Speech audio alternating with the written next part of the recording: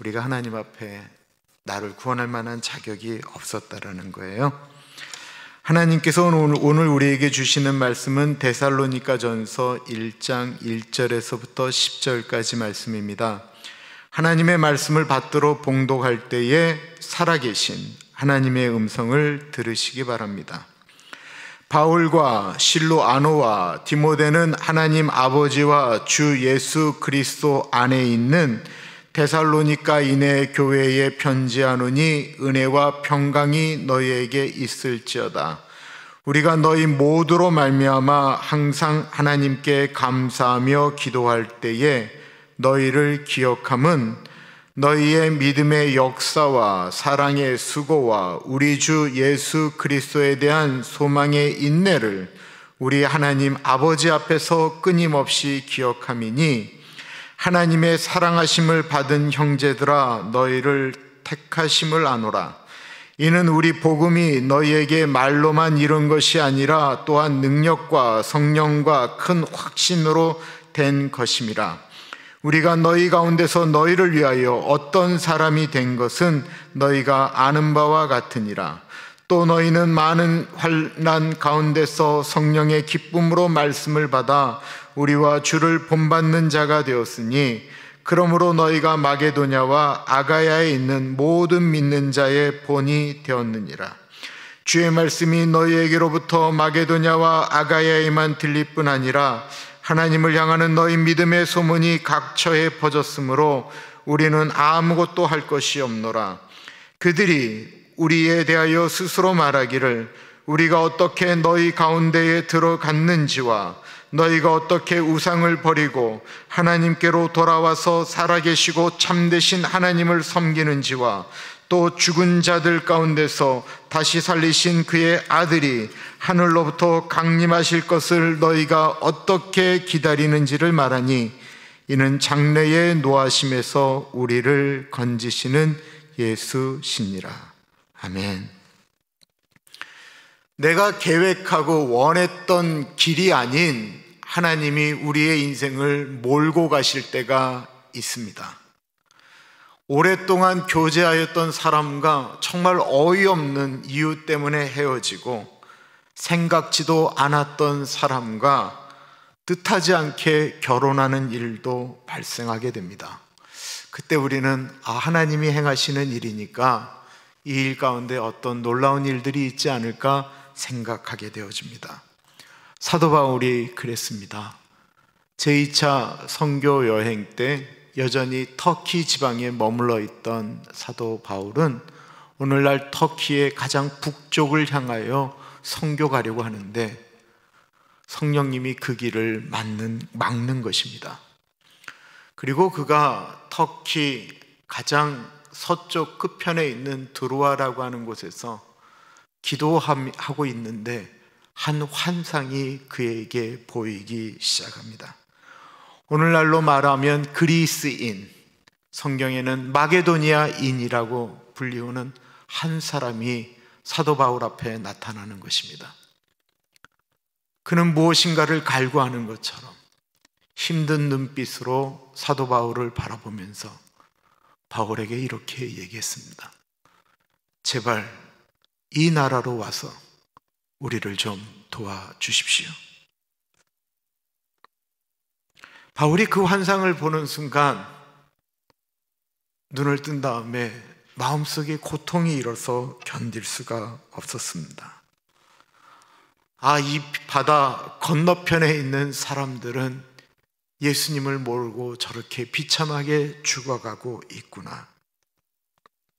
사도 바울의 꿈은 오늘날 아시아의 끝, 터키가 아시아의 끝이거든요.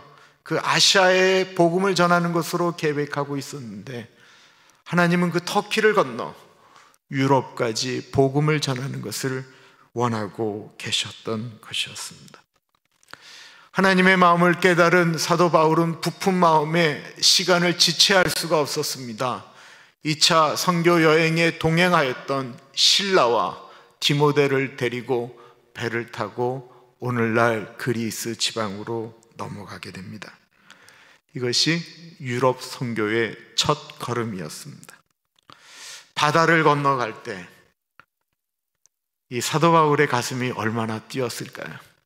하나님이 꿈을 통해서, 환상을 통해서 보여주신 그곳으로 나아가니 하나님께서 예비하신 사람들, 하나님이 예비하신 일들이 얼마나 많을까 기대되었습니다. 구두를 수선하던 윌리엄 캐리라고 하는 사람이 하나님의 비전을 발견한 다음에 그가 고백하였던, 하나님을 위하여 놀라운 일들을 계획하고 하나님이 행하실 놀라운 일들을 기대하라. 바울이 마치 그런 마음으로 그 배를 타고 그리스로 넘어갔습니다. 정말 하나님은 놀라운 일들을, 놀라운 사람들을 준비해 놓으셨습니다. 빌립보에서 우리가 잘 아는 루디아라는 여인을 만나서 거기서 교회가 시작되었습니다. 바울과 실라가 이렇게 복음을 전하며 쫓아다닐 때 그 빌립보 지방에 귀신 들려서 신내려서 이 무당을 하고 있는 한 여자아이가 있었습니다. 근데 이 여자아이가 그냥 바울과 실라를 쫓아가면서 계속 얘기하는 거예요. 하나님의 놀라운 일들을 행하실 사람들이 여기 있습니다. 우리 표현을 하면 어떻게 표현해야 되는 거죠? 귀신이 귀신처럼 알아보는 거예요. 귀신이 진짜를 알아보는 거예요. 진짜예요. 귀신은 진짜를 알아보는 거예요. 예수님이 하나님의 아들인 것을 대번에 알아본 것은 다 귀신 들린 사람들이었어요. 근데 몇 날 며칠을 쫓아다니면서 이러니까 사도 바울이 너무 힘들어서 할 수 없이 그 여자아이 안에 있었던 더러운 귀신을 쫓아냈습니다. 그런데 그게 문제가 됐어요. 이 귀신 들린 이 여자아이를 통해서 돈을 벌었던 사람들이 사도 바울을 고발하게 된 것입니다. 그냥 고발만 한 게 아니고 사도 바울과 실라가 직살하게 두들겨 맞습니다. 그리고는 거의 기절하다시피 해서 깊은 감옥에 끌려가게 됩니다. 잠자다가 지쳐 쓰러져 일어난 바울과 실라가 하나님을 찬양하기 시작하죠. 하나님을 찬양하고 기도할 때 그 감옥에 지진이 일어나게 돼요. 지진이 일어나고 바울과 실라를 붙들고 있던, 차고 있던 쇠사슬이 끊어지게 됩니다. 그들뿐만 아니라 거기 있던 죄수들에게 다 일어난 일이었어요. 그리고 문들이, 감옥 문이 팍팍팍 하고 열리기 시작합니다. 그러자 간수가 늦게 잠들었다가 놀래서 일어나니까 문이 다 열려 있었거든요. 죄수들 도망갔구나. 이제 나 죽었구나. 내가 괜히 살아있다가는 우리 가족도 문제가 되지. 자살해야 되겠다. 그리고 자살하려고 할 때 바울이 잠깐, 우리 여기 있으니 그런 짓 하지 마십시오 라고 이야기하죠. 그렇지 않아도 이 간수는 저 직살나게 매맞아 거의 죽게 된 두 사람이 일어나 하나님 찬양하는 소리 들었거든요. 저 사람들이 제정신인가? 그들이 기도하는 소리 들었거든요. 저 사람은 도대체 뭐 하는 사람들이지? 그러다가 우리 여기 있으니 죽지 말라고 하는 얘기에 이 간수가 두 사람에게 무릎을 꿇습니다. 그리고는 이렇게 이야기하죠. 선생님들, 제가 어떻게 해야 구원을 얻겠습니까? 그러자 바울이 이렇게 얘기합니다. 주 예수를 믿어라. 그리하면 너와 내 집이 구원을 얻으리라. 이 얘기가 그 빌립보에서 일어난 일이에요. 그러고 나서 그 다음 날 바울이 로마 시민인 것을 알게 되고 사람들이 제발 이 빌립보를 떠나라고 하니까 사도 바울이 직사르게 매맞은 상태에서 몸도 회복하지 못한 채로 넘어간 곳이 바로 데살로니가였습니다. 그 데살로니가에서 바울이 성경적으로는 3주 동안 안식일 날 복음을 전하게 돼요. 근데 이 복음을 전하는데 그 데살로니가 지방에 있었던 그리스인 그리고 유대인들이 예수님을 영접하기 시작하는 것입니다. 놀라운 복음을 전하는데 사람들이 복음을 받는 것처럼 신나는 일이 어디 있겠어요? 그런데 3주가 지나자 거기서도 똑같은 어려움이 발생하기 시작합니다. 유대인들이 들고 일어나는데 유대인들만 들고 일어난 것이 아니고 그 주변에 있는 불량배들을 동원해서 바울과 실라 잡아 죽이겠다고 달려드는 것입니다. 바울과 실라 대신 바울과 실라를 자기 집에 데려다 놓았던 아손이라는 사람이 대신 매맞고 어려움을 겪고, 그날 밤에 이 바울과 실라는 사람들에게 인사도 제대로 못하고 도망치듯 베레아로 도망가게 돼요. 그리고 베레아에서도 똑같은 일을 경험한 다음에 이들이 고린도로 넘어가게 됩니다. 사도 바울이 고린도에서 1년 6개월 머물렀는데 데살로니가에 있는 소리가 희미하게 들리기 시작하는 거예요. 바울이 궁금했어요. 데살로니가 사람들, 내가 3주 동안 있으면서 복음을 전했던 그 사람들이 아직도 예수를 믿고는 있는지, 만약에 예수를 믿는다면 우리를 그렇게 괴롭히고 힘겹게 만들었던 그 사람들이 그들을 괴롭히고 있지는 않는지, 교회는 존재하는지 너무 궁금해서 사도 바울이 디모데를 얘야 데살로니가 좀 한번 다녀와라. 데살로니가 교인들이 너무 궁금하다. 그래서 디모데를 데살로니가로 보내게 됩니다. 그리고 데살로니가에서 디모데가 돌아와서 데살로니가 교회에 대한 이야기를 듣고 난 다음에 고린도에서 대략 데살로니가를 떠난 지 한 7, 8개월에서 1년 사이에 데살로니가 교회의 이야기를 듣고 사도 바울이 처음으로 쓴 편지가 바로 이 데살로니가 전서입니다. 이런 배경 가운데 있을 때 사도 바울이 도망치듯 온 교회, 인사도 제대로 못하고 힘겨웠던 그 교회에 사도 바울은 어떤 말로 인사를 시작할까요? 1절 보겠습니다. 바울과 실로아노와 디모데는 하나님 아버지와 주 예수 그리스도 안에 있는 데살로니가인의 교회에 편지하노니 은혜와 평강이 너희에게 있을지어다. 사도 바울의 첫 번째 편지 서두는 데살로니가 교인들에게 하나님과 예수 그리스도의 은혜와 평강이 임하기를 소원했습니다. 이 은혜는 돈벼락의 은혜도 아니었고요, 건강을 비는 은혜도 아니었습니다. 사랑할 수 없었던, 사랑받을 수 없었던 데살로니가 교인들을 있는 그대로 사랑하신, 값없이 주신 그 예수 그리스도의 은혜가 그들에게 계속해서 흘러가기를 원했던 것이고, 평강은 집안의 평안에서 오는 평안이 아닌 하늘로부터 내려오는, 세상이 줄 수 없는 평안을 말씀했다라는 것입니다.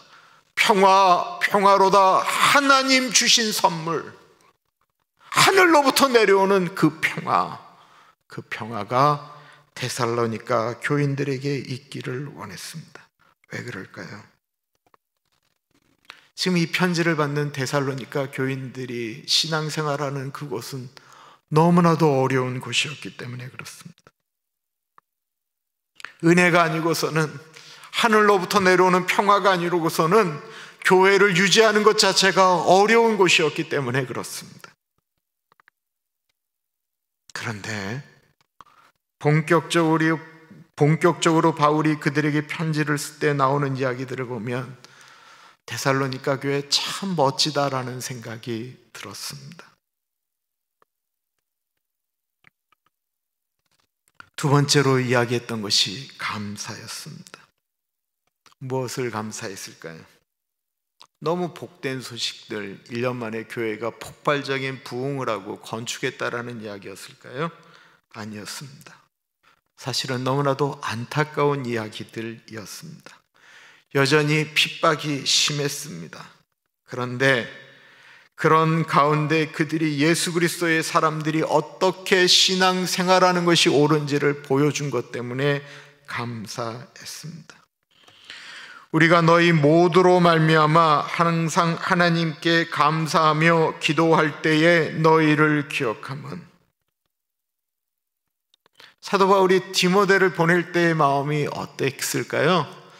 교회 없어지지 않았을까? 그 잠깐 복음을 들었던 사람들이 다시 이방신들을 섬기지는 않을까? 그런 근심을 하던 차에 디모데가 와서 그들이 열심히 신앙생활하고 있다라는 이야기를 하는 것입니다. 사도 바울 선생님, 놀라지 마십시오. 그들이 너무나도 균형 있는 신앙생활을 하고 있다라는 것입니다. 믿음과 소망과 사랑을 가지고 하나님의 일을 감당하고 있습니다. 그 이야기를 듣고 사도 바울이 너무 좋아서 데살로니가 교회를 두고 기도할 때마다 나왔던 말은, 하나님 아버지 감사합니다. 복음을 전하고 정말 3주 짧은 기간 교제하고 헤어졌는데, 우리가 신앙생활 옛날에 할 때 같이 그냥 대충 신앙생활하고 술 먹는 자리 같이 술도 마시고 막 그러고 지내다가 한참 지난 다음에 만났는데 선교사로 나가 있다고 이야기하고, 장로님 되셨다라고 이야기하고, 목사님 되셨다라고 이야기하면 얼마나 마음이 좋겠습니까? 더군다나 그들이 믿음과 소망과 그리고 사랑으로 주님의 일을 감당하고 있다고 말씀하고 있습니다. 3절과 4절입니다. 너희의 믿음의 역사와 사랑의 수고와 우리 주 예수 그리스도에 대한 소망의 인내를 우리 하나님 아버지 앞에서 끊임없이 기억함이니, 하나님의 사랑하심을 받은 형제들아 너희를 택하심을 아노라. 사실 믿음이라고 하는 것, 사랑이라고 하는 것, 소망이라고 하는 것은 눈에 보이는 것이 아니잖아요. 그건 눈에 보이는 것들이 아니에요. 그런데 그 안에 믿음과 소망과 사랑으로 하는 행동들은 눈에 보이는 것이다라는 것입니다. 믿음의 역사, 사랑의 수고, 소망의 인내, 이 모든 것들은 눈에 보이는 것들이었습니다. 즉, 그들은 말로만 믿고 말로만 사랑하고 말로만 소망하지 않았다라는 것입니다. 믿음은 우리 신앙의 기초와 같습니다. 예수님을 믿는다라는 것, 하나님의 약속의 말씀을 믿고 그 말씀대로 살아가는 것이 믿음입니다. 놀랍게도 데살로니가 사람들은 예수님을 믿고 그 말씀을 실천하면서 살았다라는 것입니다. 믿음을 실천할 때 나타났던 일은 놀라운 간증이 아닌 삶의 어려움이었습니다. 믿음을 바깥으로 드러내기 시작하는 순간 다른 사람들이 사도 바울과 실라를 핍박하였던 것처럼 데살로니가 그 이웃 사람들을 핍박하기 시작했습니다. 데살로니가 사람들이 가졌던 소망은 그 땅에서 잘 사는 것이 아니었습니다. 그런 모든 것 예수 믿으면서 포기했습니다. 데살로니가 전서에 가장 많이 나오는 느낌이 하나 있는데요, 그건 예수님의 재림을 기다리는 종말 신앙입니다. 이들의 소망은 예수 그리스도께서 오실 그날을 기다리면서 하루하루를 인내하며 살았던 것입니다. 하나님 나라에 대한 소망을 가졌기 때문에 화가 나도 참았고, 때릴 힘이 있어도 맞았고, 힘든 일이 와도 인내하였습니다.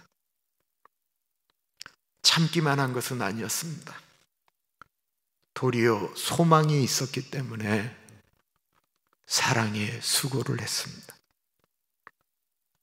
데살로니가 사람들은 사람보다 하나님을 더 두려워하였기 때문에 미워하는 사람들도 사랑했고 싫은 사람들도 사랑했습니다. 그냥 말로 사랑했다라고 표현한 것이 아니고 행동으로 보여주는 사랑의 수고를 했다라는 것입니다. 이들의 상황을 들어보시면 이해가 되어집니다. 또 너희는 많은 환난 가운데서 성령의 기쁨으로 말씀을 받아 우리와 주를 본받는 자가 되었으니. 사도행전 17장에 데살로니가에 사도 바울이 복음을 전할 때 사도 바울은 며칠 전 빌립보에서 하도 두들겨 맞아서 몸이 아주 안 좋은 상태였다라고 말씀을 드렸습니다. 데살로니가에서 복음을 전할 때 몸의 상태가 온전하지 않았습니다. 그리고 바울이 떠난 다음에 데살로니가 사람들 중 복음을 받은 사람들은 그 바울과 같은 처지가 되었다라는 것입니다. 사도 바울이 복음을 전하는 것을 방해하는 유대인들과 불량배들은 바울을 집에 초대하고 먹고 재워줄 수 있도록 도와준 야손을 비롯한 그리스도인들을 핍박했고, 바울이 사라지고 난 다음에는 그 핍박은 더욱더 극심해졌습니다. 그러나 데살로니가 교인들은 그 고난보다 하나님의 말씀을 듣고 순종하는 것을 더 감사하며 기뻐했습니다. 생활이 불편해지고 사랑하는 사람들이 갑자기 등을 돌렸을지라도 주 예수님을 만난 기쁨으로 하루하루를 견디며 살아가고 있었습니다. 자신들에게 등을 돌렸을 뿐만 아니라 공격하는 사람들을 여전히 예수의 사랑으로 품어주었고, 주변에 자기들보다 어려운 사람들에게 다가갔습니다. 핍박이 와도 주일이면 모여서 예배를 드렸고, 하나님 나라에 대한 소망을 같이 나누며 인내하였습니다. 데살로니가 사람들 보기에 예수 믿는 사람들은 정상이 아닙니다. 도대체 저것들은 뭐가 좋아서 저렇게 실실거리고 돌아다닐까? 저 사람들은 집불도 없는 것 같은데 뭐가 있기 때문에 저렇게 당당할까? 버는 것도 없고 신통치 않게 살아가고 있는 것 같은데 뭐 나눌 게 있다고 저렇게 나누며 살아갈까? 무엇 때문입니까? 안에 있는 예수 그리스도, 그리고 이들이 믿는 이 신앙생활이 마게도냐 지방과 아가야 지방에 소문이 났다라고 기록하고 있습니다. 그러므로 너희가 마게도냐와 아가야에 있는 모든 믿는 자의 본이 되었느니라.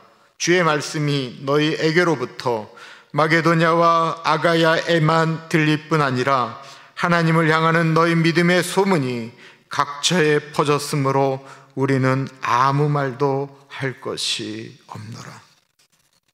마게도냐 아가야 지방은 오늘날로 그냥 여기로 표현하면 LA 카운티, 오렌지 카운티 이렇게 말하고 있는 거예요. 거기에 가장 핍박을 받는 교회, 교회가 만들어진 지 1년도 채 안 되는 교회, 지도자도 없는 교회인데 이들의 신앙생활이 다른 사람들에게 모범이 되고 감동이 되었다라고 이야기하고 있는 것입니다. 이유가 무엇이죠? 이들 안에 있는 예수 그리스도. 데살로니가 교인들은 예수님을 믿는 순간 자신들이 과거에 섬겼던 우상들을 버렸습니다. 이거 쉬운 일 아닙니다. 데살로니가는 오늘날의 그리스라고 말씀드렸습니다. 그리스에 살지 않지만 우리도 아는 신들의 이름이에요. 제우스 신, 비너스 신, 포세이돈, 헤라클레스, 헤라 여신, 바커스 신. 오늘날 사람들이 들어도 오늘날까지 우리 귀에 익은 신들의 이름. 그러니 2000년 전에야 오죽했겠습니까? 그런데 그들은 단 3주간의 말씀을 듣고 하나님이 아닌 우상들을 버렸다라는 것입니다. 9절과 10절입니다. 그들이 우리에 대하여 스스로 말하기를 우리가 어떻게 너희 가운데에 들어갔는지와 너희가 어떻게 우상을 버리고 하나님께로 돌아와서 살아계시고 참되신 하나님을 섬기는지와 또 죽은 자들 가운데서 다시 살리신 그의 아들이 하늘로부터 강림하신 것을 너희가 어떻게 기다리는 줄을 말하니 이는 장래의 노하심에서 우리를 건지시는 예수시니라. 그들은 과거에 헛된 우상을 숭배하였으나 복음을 듣고 우상을 버렸고 하나님께로 돌아와서 사시고 참되신 하나님을 섬겼다라는 것입니다. 우상이라고 하는 것은 죽었지만 하나님은 살아계신 분이고, 우상은 거짓되지만 하나님은 참되시며, 우상들은 많지만 하나님은 한 분이시고, 우상들은 눈에 볼 수 있지만 만질 수 있지만 하나님은 보이지 않고 만질 수 없다라는 것입니다. 가장 소중한 예수님을 모셨으면 과거에 우리가 붙들고 있었던 걸 버려야지요. 데살로니가 교인들은 이제 갓 1년 된 신앙인들이라는 것입니다. 그런데 1년밖에 안 된 사람들이, 지도자도 없는데 어떻게 칭찬받는 사람들이 되었습니까? 예수님을 영접하는 순간 예수님이 원치 않는 것들을 잘라냈기 때문에 그렇습니다. 신앙생활을 할 때 하나님을 맨 앞에 두느냐, 두 번째 두느냐, 세 번째에 두느냐에 따라서 신앙생활이 속도가 나기 시작합니다. 저는 1992년도에 저희 교회 몇 번 왔던 조문상 선교사라고 계세요. 그분은 숭실대학교 건축학과 교수였어요. 저도 막 예수님 만나서 펄펄 뛸 때 30대에 그 조문상 선교사를 만나게 됐어요. 그때 그분의 나이 35살이었습니다. 이분과 이렇게 교제하고 간증을 하는데 본인이 미시간에서 공부를 할 때 처음으로 교회를 다녔다라는 거예요. 그리고 그때 신앙생활을 하던 그 유학생들이 성령 체험을 하게 됐대요. 그리고 신앙생활 했던 몇몇 친구들이 한국의 교수 자리로 가지 않고 그때 한참 세워진 중국 연변 과학기술대학교 교수로 갔다라는 이야기를 들었습니다. 또 예전에 오렌지 한학교에 있을 때 가끔 왔던, 지금은 경희대 교수인데 권오병 교수도 그때 제가 이제 연변과기대 교수로 가 있던 사실을 알게 돼서 1994년 겨울에 중국 연변으로 선교를 떠나게 되었습니다. 그리고 거기서 조문상 선교사와 미시간에서 같이 신앙생활을 했다라고 하는 젊은 교수들을 만나게 되었습니다. 다 30대 젊은이들이었습니다. 밤을 새워 같이 기도하고 교제를 나누었는데, 이게 대화를 나누다 보니까 교회 생활 아주 오래 한 사람들에게 익숙한 용어들을 잘 모르는 거예요. 알고 보았더니 신앙생활 이제 5년, 7년 된 사람들이 모든 걸 포기하고 선교사로 가 있었던 것입니다. 거기 연명과학기술대학교로 올 때 예수 믿은 지 3년밖에 안 된 교수도 있었어요. 당시 중국은 개발되기 전이었습니다. 얼마나 추웠는지 모릅니다. 만주벌판이잖아요, 연변이. 이 아파트는 가운데서 석탄을 떼요. 석탄을 뗀 걸로 이렇게 중앙 난방을 하는 거예요. 그러니까 새벽에 나가면 너무 그 석탄 연기로 가득 차 있었어요. 그리고 저희는 몰래 윤동주 시인의 고향인 용정이라는 데 가서 성경 공부를 인도했습니다. 우리가 머물러 있던 교수님 집에서 아주 늦게 돌아와 잠을 청하는데, 이제가 5살 난 아이의 아기 엄마, 젊은 교수의 아내가 그날 밤에 베란다에서 미국에서 가지고 온 접시를 깨고 있는 거예요. 쨍! 쨍! 그리고 그 통곡하는 소리가 들렸습니다. 참다 터진 거예요. 우리는 숨죽이고 아무 말도 못했죠. 우리랑 같이 용정까지 새벽에 갔다가 밤에 돌아오는 그 젊은 남편에게 악을 쓰고 소리를 질렀습니다. 그렇게 한바탕 접시 깨고 소리 지르고 울고 불고 그러다가 기도하고 그날 밤이 지났습니다. 그분들이 힘들지 않은 것이 아니었습니다. 여기 와서 이렇게 석탄 냄새 맡으면서 맨날 먹을 것도 제대로 먹지 못하고 이렇게 살려고 그 어려운 박사 공부 끝냈나? 이제 갓 태어난 5살 난 아이 두고 남편이 한번 나가면 밖에 나갈 수 없어서 무서워서 문을 다 걸어 잠그고 하루 종일 살아야 됐던 그 교수 부인이, 이제가 30을 넘은 그 여자분이 접시라도 깨지 않으면, 그런 와중에도 우리를 보면서 늘 깔깔거리고 웃고 행복해요, 하나님 때문에 너무 좋아요 라고 이야기했다고 한다면 저도 힘들었을 텐데, 너무 힘이 들다고 미국에서 갖고 온 그 좋은 접시들 다 깨면서 하나님 앞에 울부짖고 고통하는 그들을 보니까 하나님의 은혜가 아니고서는 여기에 올 수 없는 것들이었구나, 그거를 깨닫게 됐어요. 그리고 그때 제가 이런 결심을 하게 됐습니다. 선교제에 나가서 고생하는 선교사님들께 단기 선교 가서 우리가 많은 일 준비했다고 그 일 벌려서 선교사님 더 힘들게 하지 않겠다. 선교지 가면 선교사님들과 맛있는 거 사 먹고 사모님들 위로하면서 오자. 우리 몸 너무 피곤하니까 우리 좀 자야 되겠다고 선교사님도 옆에 누워서 같이 좀 자라고 이야기하고, 선교사 감시한다고 가서 선교사가 이래야 된다는 둥 저래야 된다는 둥 선교사가 진짜니 가짜니 그런 이야기 하지 말아야 되겠다. 그냥 밖에 나가 있는 것만으로도 저분들 참 힘들지라고 생각하자. 상황이 괜찮아서 믿음을 지킨 것이 아니었습니다. 곧 좋은 세상이 올 것이라고 하는 소망이 있기 때문에 인내한 것이 아니었습니다.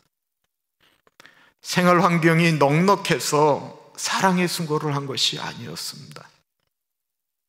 가슴속에 사랑받을 수 없는 나를 사랑한 예수 그리스도의 십자가가 있었기 때문에, 홀로 있을 땐 접시를 깨고 홀로 있을 땐 울고 난리를 치고 그리고 다시 회복해서 믿음의 경주를 달린 것입니다.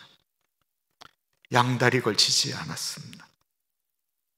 예수님이 가장 고귀한 분인 줄 알았으면 예수님이 원치 않는 것들을 버렸습니다. 역사, 수고, 인내 모두 우리들이 좋아하는 단어들이지만 이 단어들은 모두 다 대가를 지불해야만 얻을 수 있는 단어입니다. 좋은 열매는 그냥 얻어지는 것이 아닙니다. 좋은 소문은 그냥 나는 것이 아닙니다. 선한 영향력은 그냥 나타나는 것이 아닙니다. 저 사람은 진짜 그리스도인이다 하는 말은 그냥 나타나는 말이 아니다라는 것입니다. 모두 다 대가를 지불해야만 얻을 수 있는 것들입니다. 그리고 대가를 지불한다라는 것은 내 삶이 조금은 불편해지는 것을 의미하는 것입니다. 불편해지지만 예수 그리스도로 인하여 행복해지는 삶입니다. 그 행복 우리 같이 누려보시지 않으시겠습니까? 기도하겠습니다.